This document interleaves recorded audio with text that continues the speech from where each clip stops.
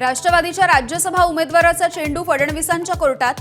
दिल्लीमध्ये जाण्याची भुजबळांची तयारी, तर राज्य मंत्रिमंडळामध्ये पुतण्याच्या वर्णीसाठी फिल्डिंग।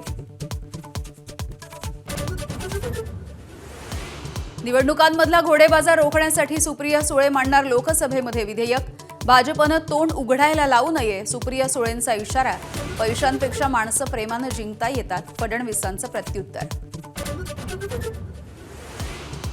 पुण्यामधल्या माघारीवरून महाविकास आघाडीमधला वाद कायम। महाविकास आघाडीमधल्या पक्षांची चर्चा करूनच माघारीचा निर्णय, सुप्रिया सुळेंचा दावा। तर काँग्रेस आणि ठाकरेंच्या नेत्यांनी दावा फेटाळला।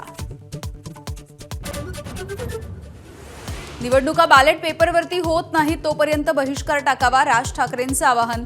भेटीच्या नंतर संजय राऊत यांची माहिती, तर राऊत उबाठाच्या तक्रारी करण्यासाठी राज ठाकरेंकडे गेले असतील, संजय शिरसाट यांचा टोला। नाफेड आणि एनसीसीएफ कडून प्रति क्विंटल 1580 रुपये दरानं कांदा खरेदीचा निर्णय। कांदा खरेदीची नौटंकी थांबवावी, राजू शेट्टींची टीका। तर 3000 रुपयांमध्ये कांदा खरेदी करावा, नवलेंची मागणी। दिल्लीमध्ये कॉक्रोच जनता पार्टीचं 5 तास आंदोलन। केंद्रीय शिक्षण मंत्र्यांच्या राजीनाम्यासाठी 5 दिवसांचा अल्टिमेटम। कॉक्रोचना कमी लेखू नका, उद्धव ठाकरेंचा इशारा।